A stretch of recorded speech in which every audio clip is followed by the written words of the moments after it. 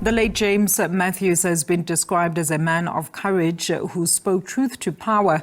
The acclaimed writer and poet died at the age of 95 in Cape Town.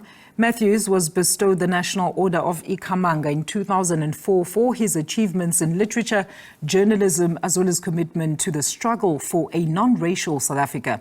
Family and friends paid their tributes to Matthews during his funeral service at St. George's Cathedral in the Cape Town CBD. Our report on the ground, Corbin August and video journalist Joshua Sharrock were in attendance and spoke to some of the mourners.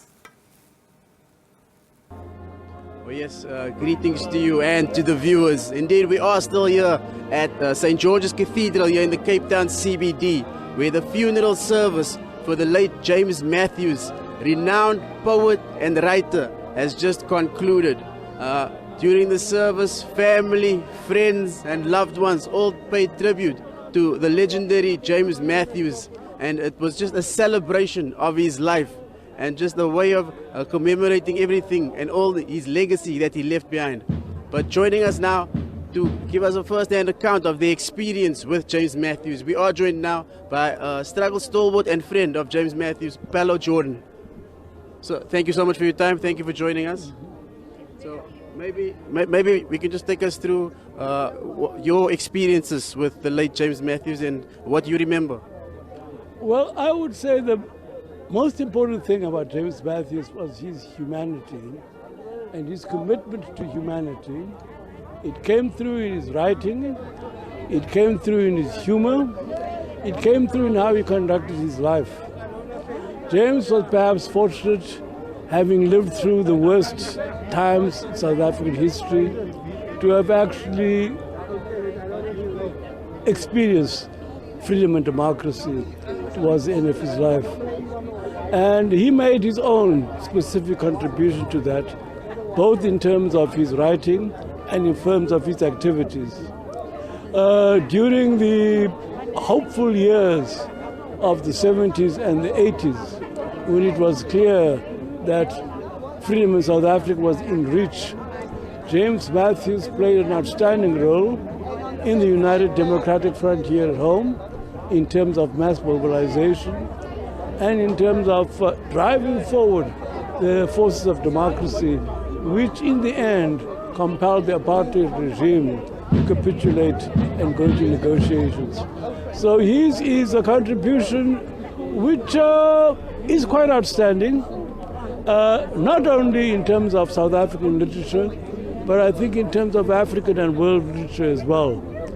He is a figure who will be greatly missed on the cultural scene here at home, but I think also internationally. His soul will definitely rest in peace. As Mandimba used to say about himself, he used to say that anyone who walks past my grave will be able to say, this man here gave everything he had for his people, his country. Same can be said about James Matthews as well.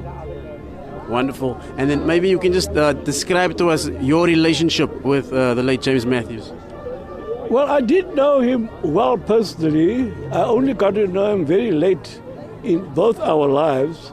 I met him personally in the 1990s when I became a minister in the democratic government. And with respect to that, he also played a very important role because he was interested in the furtherance of South African culture and specifically the use of culture as an instrument for the emancipation of humanity. So my reactions with him were very much around that, around a project which he personally wanted to pioneer, a literary project, African languages. Regrettably, owing to, I suppose, economic circumstances, weren't able to fulfill that. And after a few attempts, I think 3 years, the project collapsed. But I think that's also a measure of the man that he wanted to take that step. And just going forward, maybe just what the legacy that James Matthews leaves behind, how do you think that can maybe be used going forward in the future to benefit South Africa? Well, the legacy he leaves is that of commitment to humanity, The legacy he leaves is that legacy of struggle. The legacy he leaves also is his artistic work. One great poet once said that art must be like an instrument for making the world a better place to live in. And I think James played that role. He used his art to make the world a better place to live in. Wonderful. Thank you so much for your time. All of the best.